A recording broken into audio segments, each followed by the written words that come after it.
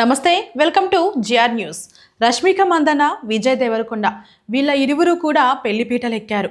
అయితే ఫిబ్రవరి 26వ తేదీన ఉదయం 10 గంటల 10 నిమిషాలకు వీళ్ళకి ముహూర్తం అయితే ఖాయమైంది. అలాగే అగ్నిసాక్షిగా 7 అడుగులు వేసి ఒకటయ్యారని చెప్పొచ్చు.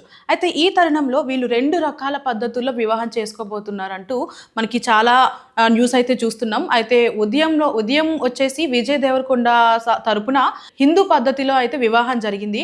అలాగే సాయంత్రం 4:30 సమయానికి మన రష్మిక మందన వారి పద్ధతిలో ఏదైతే ఆవిడ కర్ణాటకకి సంబంధించిన ఆవిడ కొడవ పద్ధతిలో అయితే వివాహం జరిగింది అని చెప్పొచ్చు.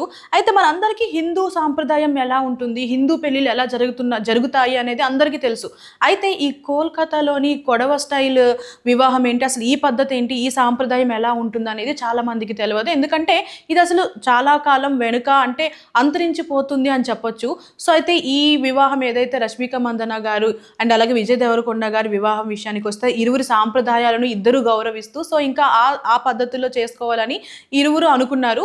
సో అయితే మన రష్మిక మందన గారు కోల్కతాలోని కూర్గ్ జిల్లాకి చెందినవారు అనమాట. సో ఆవిడ ఉండే ప్లేస్ని కొడవ ప్రాంతం అంటారు. సో దీన్నే వారియర్ కమ్యూనిటీ అని కూడా అంటారనమాట. సో అసలు వీళ్ళ పద్ధతి ఎలా ఉంటుంది అనేది మాట్లాడుకుంటే మన హిందూ సాంప్రదాయానికి అయితే కొంచెం భిన్నంగానే ఉంటుందని చెప్పొచ్చు. అసలు ఎటువంటి ఆడంబరాలు హంగు లేకుండా అయితే జరుగుతుంది. అసలు ఎక్కువ మంది కూడా ఈ పెళ్ళికి రారు. అంటే కేవలం ఎవరైతే పెళ్లి పెద్దలు ఉంటారో సన్నిహితులు అయితే కొంతమంది మాత్రమే ఈ పెళ్లిలో ఉంటారు అని అయితే చెప్పుకోవచ్చు అనమాట. అండ్ అలాగే వాళ్ళ వస్త్రధారణ కూడా కొంచెం డిఫరెంట్గా ఉంటుందని చెప్పొచ్చు. నార్మల్గా మన హిందూ సాంప్రదాయం ప్రకారం పైట కొంగు అనేది వెనక్కి వేసుకుంటాం. కాకపోతే ఈ కొడవ పద్ధతిలో ఎట్లా అంటే పైట కొంగు అనేది ముందుకు ఉంటుందని చెప్పొచ్చు. అయితే ఈ పెళ్లి అనేది మంగళ స్నానం దగ్గర నుంచి స్టార్ట్ అవుతుందని చెప్పొచ్చు. సో మంగళ స్నానం తర్వాత ఎవరైతే వధూవరులు ఉంటారో వధువులు ఎవరైతే ఉంటారో వీళ్ళు పెద్దల ఆశీర్వాదం తీసుకోవడానికి అయితే వెళ్తారంట. ఆ తర్వాత అంటే ఇదే టైం మనం జనరల్గా చెప్పుకుంటాం కదా, అంటే ఆడపిల్లని వేరే ఇంటికి పంపించేటప్పుడు ఎట్లాంటి భావోద్వేగానికి అయితే లోనవుతామో సో అలాంటి పరిస్థితి అక్కడ ఉంటుందన్నమాట. సో ఆ తర్వాత ఈ పెళ్లి పనులు అనేవి మొదలవుతాయి.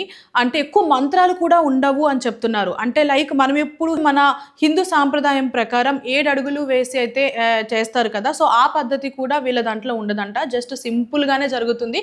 సో దాన్నే కొడవ పద్ధతిలో పెళ్ళి అని కూడా అంటారంట.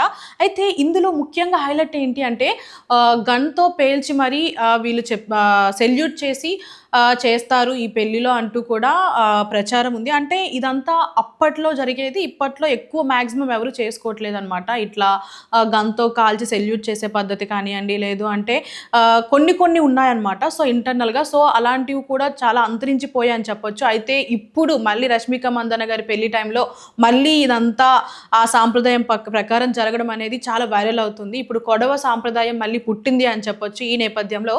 సో మొత్తానికైతే ఈ సాయంత్రం 4:30 సమయంలో కొడవ పద్ధతిలో రష్మిక గారి సాంప్రదాయం ప్రకారం పెళ్లి అయితే జరిగింది. సో ఇరువురు కూడా ఒకటయ్యారు. ఈ నేపథ్యంలో ఇరువురికి మా ఛానల్ తరపున జిఆర్ టీవీ నుంచి హ్యాపీ మ్యారీడ్ లైఫ్.